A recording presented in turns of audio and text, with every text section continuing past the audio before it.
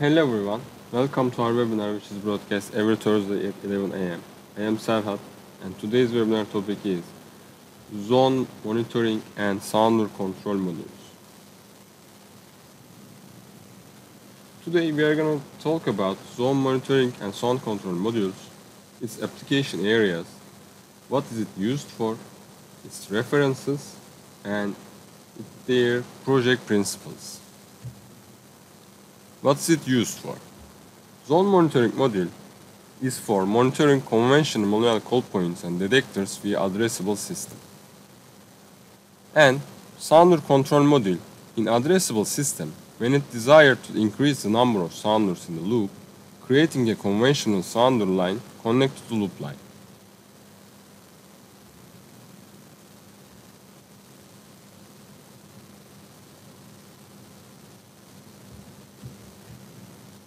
Zone monitoring module.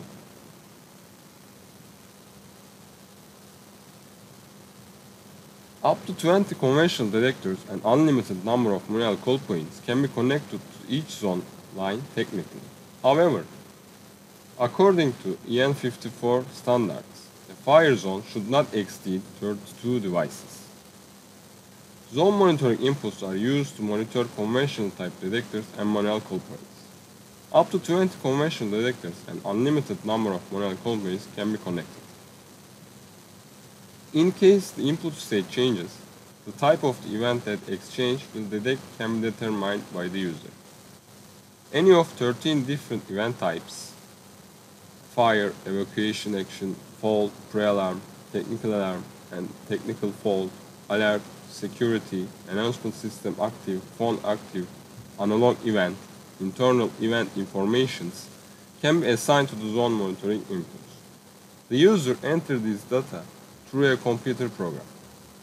Zone entries that are not assigned are set to the fire event. Zone lines are monitored for short circuit and open circuit.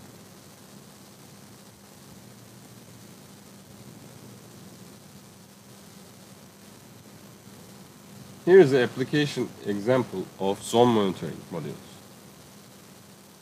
It has an external power supply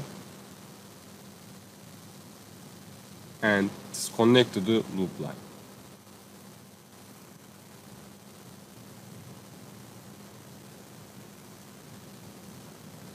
As you can see in the slide, conventional detectors is connected to zone monitoring module and zone monitoring module connected to the loop line.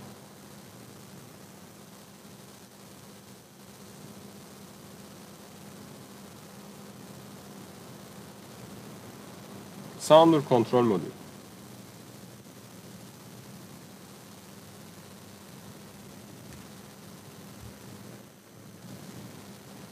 The sounder output of 24-volt DC 500 mA can be activated as desired within the fire automation. It can be set with a computer program to output according to the type of event determined by the user.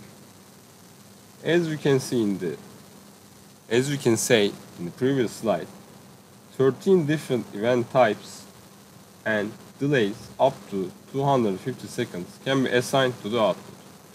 If no adjustments are made, the delay is set to 0 seconds. And the event type is set to fire, evacuation, and alert warning. The sounder lines are monitored for short circuit and open circuit also.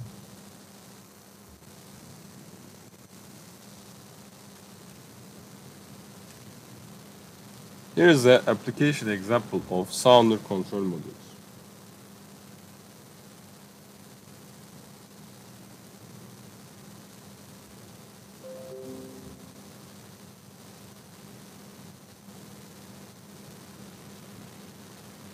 The sounders connected to the sounder control module and the module is connected to the loop line.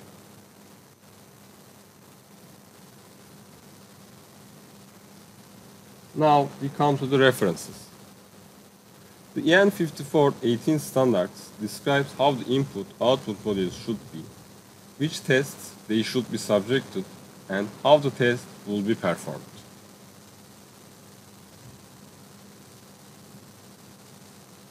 And we are using En5414 standards: planning, design, installation, commissioning, use, and maintenance.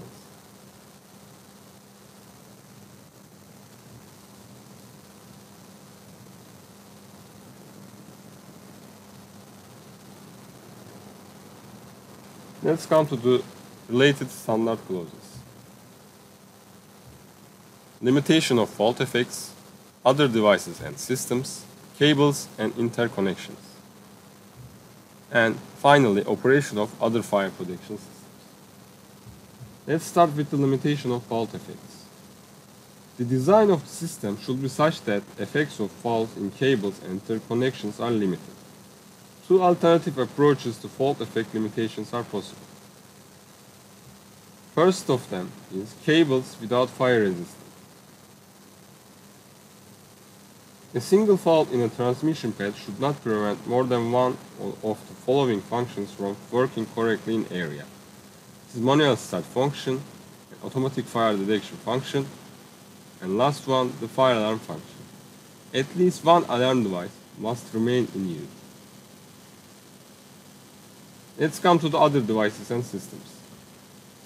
In addition to the main purpose detection and alarm, signals from the system can be used to trigger auxiliary device directly or indirectly, such as fire extinguishing equipment, smoke or fire doors, smoke ventilation equipment, smoke or fire dampers, shutting off ventilation, elevator control, and finally safety doors. Operation or malfunction of an auxiliary device should not compromise the operation of the fire detection system or prevent it from signaling other auxiliary devices. Cables and interconnections. Wherever possible, cables should be routed through areas of low fire risk. If cables must be routed elsewhere, fire resistance cables must be used or cables must be protected against fire. And finally, operation of other fire protection systems. The fire detection and alarm system can be used to provide start signals to other fire protection systems, such as automatic fire extinguishing systems, smoke and heat control systems, systems that trigger the release and closing of fire doors, and sound evacuation systems. As we told, the operation or malfunction of another fire protection system should not compromise the correct operation of fire detection and alarm system or prevent the transmission of a signal to another system. The recommendations of conditions given in the documentation of the fire protection system should be followed to the standards.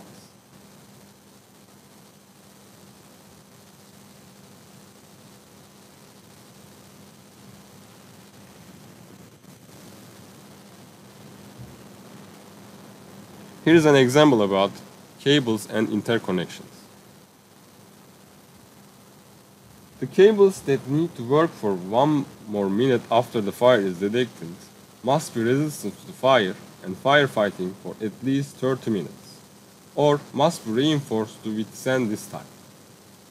These cables may include connections between the control and display equipment with separate power supply apparatus, alarm devices, power supplies including links between them. Connection between the separated parts of the control and indicating equipment. Connections between main control and indicating equipment and repetition indicating equipment. The links between the main control and indicator equipment and repeat control equipment. Cables that should work after a certain delay to investigate the fire. Special conditions for the cables connected to the control device to other devices such as detectors, alarm buttons, alarm devices, etc. There should be comply with one of the following. The occurrence of fire must pass through an area covered by fire detection devices causing an alarm condition, or it must be resistant to fire and firefighting for at least 30 minutes, or it must be reinforced to survive during this period. Thank you for your participation to our webinar. If you have questions, you can feel free to ask me from chat box.